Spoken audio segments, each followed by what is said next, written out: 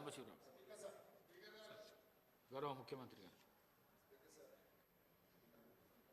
మా ప్రభుత్వం వచ్చినప్పటి నుంచి స్పోర్ట్స్కి ప్రత్యేక ప్రాధాన్యత ఇవ్వాలనే ఆలోచన చేస్తూ వివిధ సందర్భాలలో నేను ప్రస్తావించడం కూడా జరిగింది అధ్యక్ష.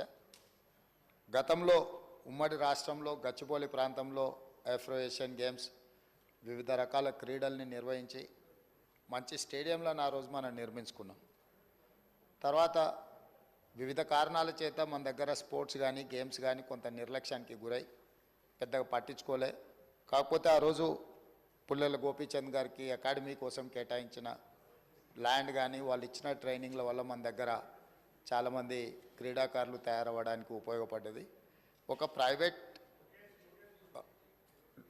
ప్లేయర్ లేకపోతే ప్రైవేట్ వాళ్ళు ఏర్పాటు చేసిన దాంట్లోనే ఆ విధంగా ఉంటే ప్రభుత్వం వైపు నుంచి సహకారం ఉంటే ఇంకా అద్భుతంగా రాణించడానికి అవకాశం ఉంటుంది. అందుకే రాష్ట్ర ప్రభుత్వం స్పష్టంగా ఈసారి బడ్జెట్లో గతంలో ఎన్నడూ లేని విధంగా 361 కోట్ల రూపాయలు స్పోర్ట్స్ కోసము మనం కేటాయించడం జరిగింది. ఇదే కాకుండా ఈరోజు క్రీడాకారులను అంటే ప్రభుత్వ ఉద్యోగము లేకపోతే ఉద్యోగ భద్రత కోసం పెద్ద పెద్ద చదువులు చదవాలని తల్లిదండ్రులు ఏదైతే తాపత్రయపడుతుర్రో పిల్లల్ని పూర్తిగా పుస్తకాలకే అంకితం చేసి అసలు వాళ్ళకి ఎలాంటి క్రీడా అవకాశాలే లేకుంటే తల్లిదండ్రులు పిల్లల మీద ఒత్తిడి తీసుకొచ్చి చదువుకునే విధంగా ఒత్తిడి చేస్తున్నారో ఆటలలో కూడా రాణిస్తే ఉద్యోగాలు వస్తాయి, ఉపాధి వస్తుంది, ఆ కుటుంబానికి గౌరవం పెరుగుతుంది. ఈ విషయం ప్రపంచానికి తెలవడం కోసమే ఈరోజు నిఖత్ జరీన్కి ఆర్థిక సాయం అందించినాం. జూబ్లీహిల్స్ బంజారాహిల్స్ ప్రాంతంలో ఇల్లు కట్టుకోవడానికి 600 గజాల ప్లాట్ ఇచ్చినాం. అదేవిధంగా సిరాజ్కు కూడా మనం ప్రభుత్వ ఉద్యోగం గ్రూప్ 1 అతని ఎడ్యుకేషన్ క్వాలిఫికేషన్ లేకపోయినా ఎగ్జామ్షన్ ఇచ్చి నేను పదే చెప్పిన చదువు కంటే కూడా క్రీడలలో రాణిస్తే తప్పకుండా ఉద్యోగ భద్రత ఉంటుందని. ఇంటర్మీడియట్ పాస్ అయిన సిరాజ్కు మనం ఇస్తున్న గ్రూప్ 1 జాబ్కి యాక్చువల్గా డిగ్రీ క్వాలిఫై అయి ఉండాలి. మనం ఆ ఎడ్యుకేషన్ కూడా ఎగ్జామ్షన్ ఇచ్చి మరి మనం సిరాజ్కి ప్రభుత్వ ఉద్యోగం ఇవ్వడం జరిగింది అధ్యక్ష. నిఖత్ జరీన్ గ్రాడ్యుయేట్ కాబట్టి వారికి కూడా మనము గ్రూప్ 1 డిఎస్పి కార్డర్ పోస్ట్ ఇవ్వడం జరిగింది. ఈరోజు నేను తమ ద్వారా తెలంగాణ రాష్ట్రంలో కంప్లీట్గా స్పోర్ట్స్ పాలసీని తీసుకురాదలుచుకున్నాము. వివిధ రాష్ట్రాలల్లో మేము వాటిని స్టడీ చేసి వాటికి సంబంధించిన సమాచారాన్ని కూడా సేకరించినాము. అత్యధికంగా క్రీడాకారులకు ప్రోత్సాహకాలు ఇస్తున్నది హర్యానా రాష్ట్రము. అంటే అర్జున్ అవార్డీస్ కానీ ఇతర ఏ అవార్డీస్ అయినా ఇతర మెడల్స్ ఏం తీసుకొచ్చినా ఆటోమేటిక్గా వాళ్ళకి సహాయం అందించే విధంగా ఒక పాలసీ ఉన్నది. అంటే ఆర్థిక సహాయం కావచ్చు, లేకపోతే ఇల్లు కట్టుకోవడానికి కావచ్చు, లేకపోతే వాళ్ళకు ప్రభుత్వంలో ఉద్యోగాలు ఏ స్థాయి ఏ మెడల్ వస్తే ఏ విధంగా వాళ్ళకి ప్రభుత్వంలో ఉద్యోగ అవకాశాలు కల్పించాలనో హర్యానా స్టేట్లో బెస్ట్ పాలసీని అడాప్ట్ చేసుకున్నారు అధ్యక్ష. మేము అందుకే ఈరోజు హర్యానా, పంజాబ్ ఇతర ప్రాంతాలలో బాక్సింగ్ రిలేటెడ్ కానీ అదర్ రిలేటెడ్ క్రీడలలో రాణించిన వాళ్ళకి ఏ విధంగా ప్రభుత్వం ప్రోత్సాహకాలు ఇస్తున్నదో వాటన్నిటిని కూడా మేము స్టడీ చేస్తున్నాం. వచ్చే సమావేశాలలో స్పోర్ట్స్ పాలసీని సభలో చర్చకు పెట్టి మిత్రుడు బీజేపీ ఎమ్మెల్యే గారు ఏదైతే సలహా చెప్పినరో స్పోర్ట్స్ స్టేడియంలను కూడా ప్రోత్సహించడానికి ఈరోజు ప్రభుత్వం దాని మీద ప్రత్యేకంగా దృష్టి పెట్టినాం. వీలైనంత మేరకు మండలానికి ఒక మంచి మినీ స్టేడియంను నిర్మిస్తే నిజంగానే ఉపయోగం ఉంటుంది. కాకపోతే ఈరోజు తెలంగాణలో భూముల విలువ అత్యధికంగా పెరిగిపోయి ప్రభుత్వ భూములు కబ్జాలకు లోనయ్యి చాలా ప్రాంతాలలో లేవు. ఎక్కడైనా ఏదైనా మండల కేంద్రాలలోగిన ఒకవేళ భూమి అందుబాటులో ఉంటే ప్రభుత్వానికి బడ్జెట్ కేటాయించడానికి ఎలాంటి ఇబ్బంది లేదు. అదేవిధంగా ఈ వేదిక మీద నుంచి తమరికి నేను చెప్పదలుచుకున్నది, మేము బీసీసీఐతో మాట్లాడుతున్నాం. వారితో ప్రాథమిక చర్చలు పూర్తి అయిపోయినాయి. నిన్న ఎక్కడైతే బేగర్ కంచెలో మనము స్కిల్స్ యూనివర్సిటీని ప్రారంభించుకున్నామో తొందరలోనే నేషనల్ అకాడమీ ఆఫ్ కన్స్ట్రక్షన్ కూడా అక్కడికే షిఫ్ట్ చేయాలనుకుంటున్నాం. దాని పక్కనే బీసీసీఐని ఒక ప్రపంచ అంతర్జాతీయ స్థాయి క్రికెట్ స్టేడియంను నిర్మించడానికి మేము భూమి కేటాయిస్తాం. మీరు వచ్చి అక్కడ అద్భుతమైన ద బెస్ట్ క్రికెట్ స్టేడియంను నిర్మించండి అని వాళ్ళతో మాట్లాడడం జరిగింది. వాళ్ళు కూడా ముందుకు వచ్చిండ్రు. దాదాపుగా రాబోయే కొద్ది రోజుల్లోనే వారికి భూమి కేటాయించడం, బీసీసీఐ స్వయంగా అక్కడ ఒక మంచి క్రికెట్ స్టేడియాన్ని నిర్మించడానికి ముందుకు వస్తుంది. కాబట్టి ఈ స్పోర్ట్స్ విషయంలో నిధుల కేటాయింపే కాకుండా ప్రత్యేక కార్యాచరణ, ఎందుకంటే క్రీడల పట్ల నాకు ఆసక్తి ఉంది, మీకు అందరు కూడా తెలుసు అధ్యక్ష. ఈ రాష్ట్రము వ్యసనాల నుంచి యువతను బయటికి తీసుకురావాలంటే క్రీడల్ని ప్రోత్సహించాల్సిన బాధ్యత ఈ సభ మీద ఉన్నది. మన అందరం కూడా ఏకగ్రీవంగా మీరు ఏం సలహాలు సూచనలు ఇచ్చిన క్రీడలకు సంబంధించి తప్పకుండా ఆ స్పోర్ట్స్ పాలసీలో మీరు సజెషన్స్ ఇవ్వండి, వాటిని అడాప్ట్ చేసుకుంటాం. ఆల్రెడీ ఉన్న స్టేడియంలో మీకు యూసుఫ్గూడలో కోట్ల విజయభాస్కర్ రెడ్డి స్టేడియం ఉంది, అది ఇప్పుడు సినిమా ఫంక్షన్లకు అంకితం అయిపోయింది. గచ్చిబౌలిలో ఉన్న స్టేడియంలో పెళ్లిళ్లకు పేరాంటాలకు పోతున్నాయి. సరూర్ నగర్లో కట్టిన అద్భుతమైన స్టేడియం ఆనాడు కాంగ్రెస్ పార్టీ ఉన్నప్పుడు ఈరోజు రాజకీయ పార్టీ సభలకు సమావేశాలకు ఉపయోగిస్తున్నారు. హైదరాబాదు నగరంలో ఇప్పుడు ఎల్బీ స్టేడియంలో కూడా మనం క్రీడలు తగ్గినాయి, రాజకీయ కార్యక్రమాలు పెరిగినాయి. సో ఒక గత ప్రభుత్వాలు ఒక స్పోర్ట్స్ పట్ల ఒక ఎకో సిస్టమ్ ఏదైతే డెవలప్ చేసినరో ఆ ఎకో సిస్టమ్ అంతా కూడా ఇప్పుడు దెబ్బతింటున్నది. కాబట్టి వీటన్నిటి మీద కూడా ప్రత్యేక కార్యాచరణ తీసుకురావాల్సిన అవసరం ఉంది. వాటన్నిటిని కూడా మనం అప్గ్రేడ్ చేసుకొని కొత్తగా విద్యార్థులకు క్రీడల పట్ల ఆసక్తిని పెంచాల్సిన బాధ్యత ప్రభుత్వం మీద ఉన్నది. ప్రభుత్వం బాధ్యత తీసుకోవాలనుకుంటుంది. కాబట్టి మీరందరూ కూడా సహకరించి ముందుకు వచ్చి ఈ కార్యక్రమాలలో ప్రభుత్వానికి సహకరిస్తే తప్పకుండా అద్భుతమైన క్రీడలకు సంబంధించిన విధి విధానాలను పూర్తి చేసుకుంటాం. తెలంగాణ రాష్ట్రం నుంచి ప్రపంచంలో ఏ క్రీడలు జరిగినా కూడా తెలంగాణలో శిక్షణ పొందిన వాళ్ళు మెడల్స్ తీసుకొచ్చే విధంగా వాళ్లకు శిక్షణ ఇవ్వాలని మేము అనుకుంటున్నాం. మీ మద్దతు ఉండాలని కోరుకుంటున్నాం అధ్యక్ష. అదేవిధంగా ఇంకొక చిన్న విషయం అధ్యక్ష, ట్రై చేద్దాం. అక్కడ అంతకుముందు గతంలో ఉమ్మడి రాష్ట్రంలో శాప్ చైర్మన్గా పనిచేసిన రాజ్ ఠాకూర్ గారు ఉన్నప్పుడు చాలా మనం ఇక్కడ క్రీడల్ని ప్రోత్సహించే కార్యక్రమాలు తీసుకున్నాం. వారు ఈరోజు ఎమ్మెల్యేగా ఈ సభలో ఉన్నారు. నిన్నమన్న కూడా నేను శాట్స్కి కొత్త స్పోర్ట్స్ చైర్మన్ వేసినాను, నిర్ణయాలు తీసుకుంటున్నాం అధ్యక్ష. అదేవిధంగా కునంనేని సాంబశివరావు గారు 2 ప్రతిపాదనలు ఎందుకు ఇక్కడ ప్రస్తావిస్తున్నంటే, సురవరం సుధాకర్ రెడ్డి గారు సీనియర్ మోస్ట్ పార్లమెంటేరియన్, ప్రజా జీవితంలో సుదీర్ఘకాలం వారు పనిచేసినారు, కమ్యూనిస్టు పోరాటాలలో పాల్గొన్నారు. అదేవిధంగా వారు ఒక ప్రతిపాదన నాకు లేఖ రాయడం జరిగింది. సాంబశివరావు గారు సభలో ప్రస్తావించారు కాబట్టి వారు రాసిన దాంట్లో తెలంగాణ వైతాళికుడిగా పేరు పొందిన బహుముఖ ప్రజ్ఞశాలి గోల్కొండ పత్రిక సంపాదకులు, రచయిత, పరిశోధకులు శ్రీ సురవరం ప్రతాప్ రెడ్డి గారి పేరు తెలుగు విశ్వవిద్యాలయానికి పెడతామని గతంలో కేసీఆర్ గారు మాట ఇచ్చిండ్రు. దాన్ని పెడితే బాగుంటుందని వారు అంటున్నారు. ఈరోజు తమరి ద్వారా ఈ సభలో ఉన్న అన్ని రాజకీయ పక్షాలకు నేను ఒక విజ్ఞప్తి చేయదలుచుకున్నాను. ఇప్పుడున్న తెలుగు విశ్వవిద్యాలయానికి పొట్టి శ్రీరాములు తెలుగు విశ్వవిద్యాలయం అని పేరుంది. మరి ఇప్పుడే టీఎస్ నుంచి టీజీకి మారిస్తేనే కొంతమంది మిత్రులు ఇది ఇటు మార్చి ప్రభుత్వాలు మారంగానే పేర్లు మారిస్తే ఎట్లా అనే చర్చ వచ్చింది. కానీ కాంగ్రెస్ పరంగా సురవరం ప్రతాప్ రెడ్డి గారి తెలంగాణ రాష్ట్ర విముక్తి పోరాటంలో కానీ వారు చేసిన సేవల్ని కాంగ్రెస్ పార్టీకి ఎలాంటి బెసజాలు లేవు. వారు ఒక గొప్ప కవి, వారు రచనలు, గోల్కొండ పత్రిక, నాటి తెలంగాణ సాయుధ రైతాంగ పోరాటంలో తెలంగాణ విముక్తిలో అత్యంత కీలక పాత్ర పోషించారు. ఈ సభలో అన్ని రాజకీయ పక్షాలు ఒప్పుకుంటే మాకు ఎలాంటి అభ్యంతరం లేదు తెలుగు విశ్వవిద్యాలయానికి సురవరం ప్రతాప్ రెడ్డి గారి పేరు పెట్టడానికి. రెండవది, ఈ సెక్యూరిటీ గార్డులు, క్లాస్ 4 ఎంప్లాయీస్, పోలీస్, హోంగార్డులు రోజు 10-12 గంటలు నిలబడాల్సి ఉంది. వారికి కూర్చునే హక్కు చట్టము సవరించాలని కూడా ఇంకొక ప్రతిపాదన సురవరం సుధాకర్ రెడ్డి గారు పంపించారు. నిజంగా తమిళనాడులో ఈ చట్టం అమలు జరుగుతుందా, అమలు జరగడానికి ఏమేమి విధి విధానాలు అక్కడ తీసుకొచ్చిండ్రు, మా ప్రభుత్వం తప్పకుండా వాటిని పరిశీలిస్తుంది. సాధ్యాసాధ్యాలను చూసుకొని ఒకవేళ అమలు చేసే అవకాశం ఉంటే మాత్రం ఈ ప్రభుత్వానికి ఎలాంటి అభ్యంతరం లేదు. తప్పకుండా మా సహచర మంత్రివర్గ సభ్యులతో మాట్లాడి దీని మీద కూడా మేము నిర్ణయం తీసుకుంటామని చెప్పి తమ ద్వారా నేను తెలియజేస్తున్నా అధ్యక్ష. ధన్యవాదాలు. కున్నమనేని సాంబశివరావు గారు. అధ్యక్ష, మన ముఖ్యమంత్రి గారికి మనస్ఫూర్తిగా ధన్యవాదాలు తెలియజేస్తా ఉన్నాను. సురవరం ప్రతాప్ రెడ్డి గారు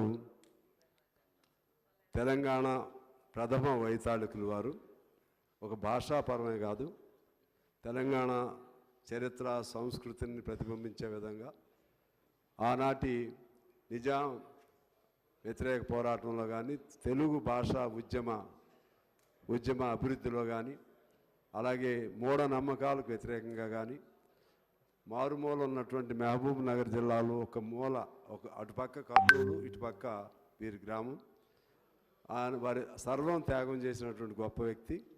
ఆయన పేరుకి పరిశీలనకి ముఖ్యమంత్రి గారు అంగీకరించడం చాలా సంతోషదాయకం, అభినందనీయులు. కేసీఆర్ గారు కూడా ఇంతకుముందే ప్రతిపాదన చేశారు కాబట్టి ఇతర పక్షాలు కూడా అంగీకరిస్తే ఆయనేమి మా పార్టీ ఏం కాదు, ఒక ప్రతిపాదన వచ్చింది కాబట్టి అందరూ ఆమోదిస్తే బాగుంటుందని నేను కోరుతా ఉన్నాను. రెండోది, ఈ స్పోర్ట్స్కి సంబంధించి కూడా ఈ సభలోనే ముఖ్యమంత్రి గారు సిరాజ్ గురించి అలాగే ఈ నిఖన్ జరీన్ గురించి కూడా మొన్న ఈ మధ్య ప్రస్తావన చేశారు. చేసిన వెంటనే వారిని ప్రోత్సహించే విధంగా వారికి ఉద్యోగ స్థాయి కల్పన కానీ ఇతర సహాయం చేస్తూ ఒక బిల్లుని ప్రవేశపెట్టడమే కాక ఒక స్పోర్ట్స్ పాలసీ నిజంగా ఆయన చాలా తప్పిస్తున్నాడు కొత్త మార్పుల కోసం. దీనికి కూడా నేను మనస్ఫూర్తిగా వారిని ఆ ప్రభుత్వాన్ని అభినందిస్తున్నాను. ఒక సూచన చేసి నేను సెలవు తీసుకుంటా అధ్యక్ష. ఈ స్పోర్ట్స్ పాలసీలో భాగంగా చిన్నతనం నుంచే పిల్లలు ఎవరైతే ఇప్పుడు ఫస్ట్ క్లాస్ దగ్గర నుంచి సెకండ్ క్లాస్ దగ్గర నుంచి స్పోర్ట్స్లో యాక్టివ్గా ఎవరు ఉంటారో ఐడెంటిఫై చేసి వారికి పూర్తిగా ఉచిత విద్యా అవకాశాన్ని కల్పిస్తే అది ఒక పెద్ద ప్రోత్సాహం అవుతుంది. ప్రైవేట్ స్కూల్స్ అయినా ఏ కాలేజీల్లో అయినా సరే ఆ విధంగా స్పోర్ట్స్లో రాణించే వాళ్ళకి ఉచిత విద్యని కల్పిస్తే చాలా ఒక ప్రోత్సాహకరంగా ఉంటుంది. దీంతోపాటు ఇంతకుముందు మన మిత్రులు చెప్పినట్లుగా ప్రతి పట్టణంలోనూ ప్రతి మండల కేంద్రాల్లో వాకింగ్ ట్రాక్స్ పెద్దవాళ్ళకు ఉపయోగపడే విధంగా, అదేవిధంగా మినీ స్టేడియంస్ కిరణ్ కుమార్ రెడ్డి గారు ముఖ్యమంత్రిగా ఉన్నప్పుడు మినీ స్టేడియంస్ ప్రతిపాదన పెట్టారు. ఫండ్స్ కూడా అన్ని పట్టణాలకు అప్పుడు ఫండ్స్ కూడా కేటాయించారు. మేమందరం కూడా శాసనసభ్యులుగా ఉన్నప్పుడు, కానీ అది పూర్తిగా దాని ఫలప్రదీకరణ కాలేదు. ఇక ఆఖరిగా అంశం ఏంటంటే వీరితో పాటు కళాకారులు తెలంగాణ అంటే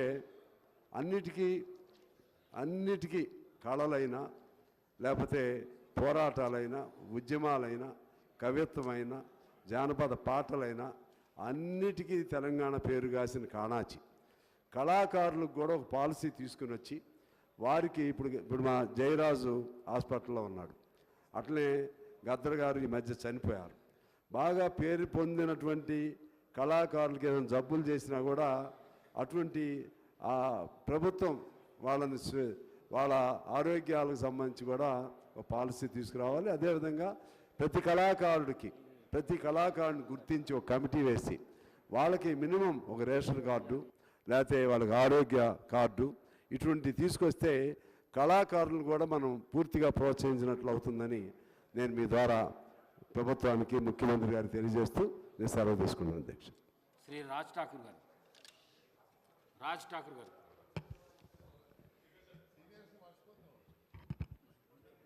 ధన్యవాదాలు అధ్యక్ష. రాష్ట్ర ముఖ్యమంత్రి గారు ఇద్దరు క్రీడాకారులకు ప్రోత్సాహిస్తూ ఉద్యోగాన్ని కల్పించినందుకు గాను నేను మొన్న మాట్లాడిన అధ్యక్ష. మరొకసారి చెప్తా ఉన్నా, గత 10 సంవత్సరాల్లో స్పోర్ట్స్ అనేది కంప్లీట్గా కోమా పోయిందనే విషయాన్ని మరొకసారి గుర్తు చేస్తూ, కాంగ్రెస్ పార్టీ ఆ రోజు ప్రభుత్వంలోనే నేను స్పోర్ట్స్ చైర్మన్గా ఉన్నప్పుడు రాజశేఖర రెడ్డి గారి ప్రోత్సాహంతో హైదరాబాద్ని స్పోర్ట్స్గా హబ్గా చేసిన చరిత్ర అధ్యక్ష. ఆ రోజు గౌరవ సీనియర్ శాసనసభ్యులు హరీష్ రావు గారు కూడా మాతో యూత్ మినిస్టర్గా ఉండే, దానికి వారే సాక్ష్యం ఎంత గొప్పగా చేశామనేది. నేను దాదాపు 36 అకాడమీలు నడిపించాము అధ్యక్ష. ఆ రోజు 38 వరకు ఇంటర్నేషనల్ ఈవెంట్ చేసినాం, 1000 స్టేట్ అండ్ నేషనల్ ఈవెంట్ చేసినాం. ముఖ్యమంత్రి గారిని కోరుతా ఉన్నా, కాన్స్టిట్యున్సీ స్థాయిలో స్టేడియంస్తో పాటు స్కూల్స్లలో ఖచ్చితంగా క్రీడా ప్రాంగణం ఉంటేనే వాళ్ళకి పర్మిషన్ ఇస్తే విద్యార్థి దశ నుంచే క్రీడలు వస్తాయి అధ్యక్ష. గతంలో సానియా మిర్జా, సైనా నెహ్వాల్, జేజే శోభ, సత్తు గీత, జాలా మరి అనేక మంది క్రీడాకారులను తీసుకొచ్చినాం. అర్జున అవార్డులు, పద్మశ్రీ అవార్డులు, చరిత్ర వచ్చిందంటే అదే రోజు. మరొకసారి మేము గర్వంగా ఫీల్ అవుతా ఉన్న ఆ రోజు సునీల్ దత్ గారు సెంట్రల్ మినిస్టర్గా, మరి ఇక్కడ రాజశేఖర రెడ్డి గారు ప్రోత్సహిస్తూ అనేక చేసినాం. గతంలో చంద్రబాబు నాయుడు గారు ఉన్నప్పుడు ఏషియన్ గేమ్స్ నడిచినాయి. దాని తర్వాత కొన్ని రోజులు కుంటుపడ్డది. తర్వాత ఇవన్నీ ఇంటర్నేషనల్ స్పోర్ట్స్తో పాటు వరల్డ్ మిలిటరీ గేమ్స్ కూడా నిర్వహించడం జరిగింది.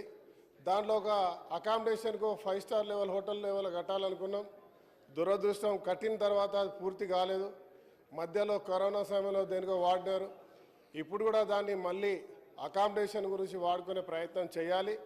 దాంతోపాటు మరి అనేక స్టేడియంస్ కడతామని చెప్పి ముఖ్యమంత్రి గారు అంటా ఉన్నారు. వారిని నేను కోరుతా ఉన్నా అధ్యక్ష, ఏ అయితే స్పోర్ట్స్ టాలెంట్ ఉన్నటువంటి వాళ్ళను మనము గుర్తించే అంశం, గ్రామాలలో టాలెంట్ ఉన్నటువంటి క్రీడాకారులను వెలికితీయాల్సిన అవసరం ఉంది. దానికి ఒక విద్యార్థిని స్కూళ్ళ నుంచే వెలికితీయాల్సిన అవసరం ఉంటుంది అధ్యక్ష. ఇవాళ గోల్డ్ మెడల్ కొట్టో ఇంకేదో రికార్డ్స్ సృష్టిస్తున్నా మనం ఫైనాన్షియల్ అసిస్టెంట్ ఇస్తూ ఉన్నాం. అదే కాకుండా క్రీడల్లో రాణించే వాళ్ళకి చాలా కష్టం ఉంటుంది. వారికి కావాల్సినటువంటి మెటీరియల్ కానీ, స్పోర్ట్స్ మెటీరియల్ కానీ, షూస్ కానీ దాంట్లో ఏర్పాటు చేయడానికి కూడా మనం ఆర్థిక సహాయం చేయాలి. దాంతోపాటు అధ్యక్ష, నేను స్పోర్ట్స్ స్కూల్ ఉంది అధ్యక్ష, మా ముఖ్యమంత్రి గారికి కోరుతా ఉన్నా, షామీర్పేట్ హకీంపేట్లో 250 ఎకరాల స్థలంలో ఒక అకాడమీ ఉంది. అక్కడ 11th వరకు చదివిన తర్వాత వాడు అంతర్జాతీయ స్థాయి క్రీడాకారుడిగా మారతాడు. ఒక్కొక్కరికి మనం 2 లక్షల రూపాయల వరకు ఖర్చు చేస్తూ ఉన్నాం. తర్వాత ఇంటర్మీడియట్ అయిపోయిన తర్వాత ఆయన బయటికి వచ్చేస్తే ఆర్థిక పరిస్థితి బాగాలేక, కరెక్ట్ అయినటువంటి న్యూట్రిన్ ఫుడ్ తీసుకోలేక, కోచింగ్ లేక క్రీడాకారుడు అక్కడికే ఆగిపోతూ ఉన్నాడు. అక్కడ కనుక ఒక స్పోర్ట్స్ యూనివర్సిటీ ఏర్పాటు చేసి మరి అక్కడ ఉన్నత స్థాయితో పాటు పూర్తి స్థాయిలో వారికి తరఫీదునిచ్చి మంచి ట్రైనింగ్లు ఇచ్చి చేయగలిగితే ఖచ్చితంగా ఒలింపిక్ స్థాయిలో మనం మంచి పథకాలు సాధించాలని అనుకుంటా ఉన్నా.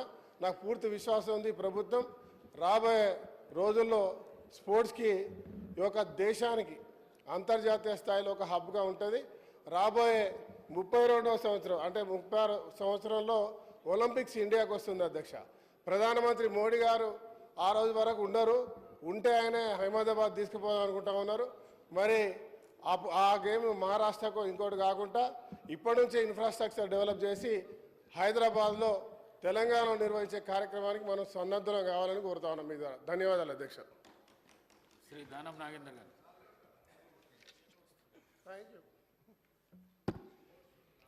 ధన్యవాదాలు సార్. ప్రధానంగా ఈరోజు గౌరవ ఉప ముఖ్యమంత్రి గారు సిరాజుద్దీన్ గారికి, అదేవిధంగా నికాస్ జరీన్కి ప్రభుత్వ పరంగా ఒక ప్రోత్సాహం ఇస్తూ వారికి ప్రభుత్వ రంగంలో ఉద్యోగాలు కల్పిస్తూ, మరి ముఖ్యమంత్రి గారు ఇప్పుడే చెప్పారు, వారికి స్తోమత లేకపోయినా కొన్ని ఎగ్జామ్షన్స్ ఇచ్చి వారికి ప్రోత్సహించాలన్న ఉద్దేశంతో చెప్పినందుకు ముఖ్యమంత్రి గారికి, అదేవిధంగా ఉప ముఖ్యమంత్రి గారు ధన్యవాదాలు తెలియజేసుకుంటూ, క్రీడాకారుల అధ్యక్ష, ప్రధానంగా మన రాష్ట్రంలో చాలామంది ఆర్థిక స్తోమత లేక వారికి నైపుణ్యత కలిగి ఉన్నప్పటికీ కూడా వారికి సరైనటువంటి ప్రోత్సాహం లేక చాలామంది డ్రాప్ అవుట్స్ అయిపోయి వారు చేరుకోవాలన్నటువంటి గమ్యానికి చేరలేనటువంటి పరిస్థితి చాలా ఉంది. ఒక ఎగ్జాంపుల్గా చెప్తాను అధ్యక్ష, మా అమ్మగారు దానం లక్ష్మీబాయి గారి ట్రస్ట్ పేరు మీద నికాస్ జరీన్ గారు అంతర్జాతీయ క్రీడలకు వెళ్ళాలని ఇబ్బందులు పడుతున్నటువంటి తరుణంలో అంతర్జాతీయ రెఫరీ అశోక్ బాక్సర్ అని ఉన్నాడు అధ్యక్ష, ఒలింపిక్స్ దానికి. వారు నికాస్ జరీన్ గారు తండ్రి నా ఇంటికి తీసుకొని వచ్చి ఈమెకు ప్రోత్సహించాలి అని అడిగినప్పుడు మా అమ్మగారి ట్రస్ట్ ద్వారా వారికి ఆర్థిక సాయం చేసి వారిని పంపించడం జరిగింది అధ్యక్ష. దానికి నేను గర్వపడతా ఉన్నాను. అలాంటి దానికి అదేవిధంగా గతంలో ఒక 10 సంవత్సరాల క్రితం సలీం గారు అని బ్యాడ్మింటన్ కోచ్ ఉండేవారు ఎల్బీ స్టేడియంలో. అప్పుడు ఉన్నటువంటి జ్వాలా గుత్తా గారికి, అదేవిధంగా శృతి అనే ఒక అమ్మాయి, ఆ అమ్మాయి ఒక ఫాదర్ ఇన్కమ్ ట్యాక్స్ ఆఫీసర్గా ఇక్కడ మన రాష్ట్రంలో ఉండే, ఆ అమ్మాయికి కూడా ప్రోత్సహించి అప్పుడు సింగపూర్కి పోవాలంటే ఆ రోజుల్లో మా అమ్మగారి ట్రస్ట్ ద్వారా కూడా స్పాన్సర్ చేయడం జరిగింది అధ్యక్ష, జ్వాలా గుత్తా గారికి వీళ్ళు. ఎందుకు చెప్తా ఉన్నానంటే అధ్యక్ష, చాలామంది నైపుణ్యత కలిగినటువంటి వారు ఉన్నారు.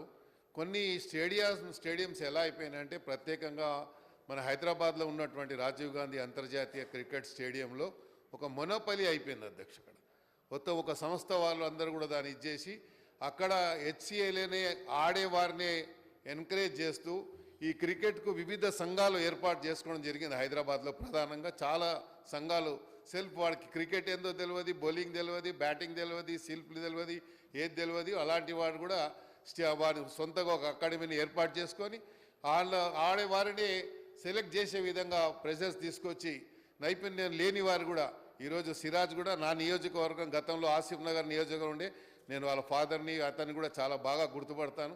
నేను I use to represent Asif Nagar అధ్యక్ష గతంలో, అక్కడ అని తెలుసు సిరాజుద్దీన్ గారు. సో ఇలాంటి చాలా ఇష్యూస్ ఉన్నాయి అధ్యక్ష. కాబట్టి ముఖ్యమంత్రి గారు ఇప్పుడు పెద్ద మనసు చేసుకొని 300 కోట్లు ఇస్తున్నామని చెప్పారు. స్టేడియంస్ కూడా కట్టాలని చెప్పారు, 300-350 కోట్లు. అయితే ఇంకా ఈ క్రీడాకారులకు కావాల్సినటువంటి ప్రాపర్ డైట్ విషయంలో కానీ, నైపుణ్యత కలిగినటువంటి క్రీడాకారుల్ని ప్రోత్సహించడానికి ప్రభుత్వ పరంగా వారిని మనం పికప్ చేయాల్సిన అవసరం ఉంది. ప్రభుత్వమే వారిని అడాప్ట్ చేసుకొని ఏ రంగంలో వారికి నైపుణ్యత ఉందో వారిని ఆ రకంగా మనం ముందుకు తీసుకుపోయినట్టయితే తప్పకుండా మన రాష్ట్రానికి, దేశానికి పేరు ప్రతిష్ట తీసుకురావడానికి వారు దోహదపడతారన్నటువంటి మాటని సందర్భంగా తమ ద్వారా గౌరవ ముఖ్యమంత్రి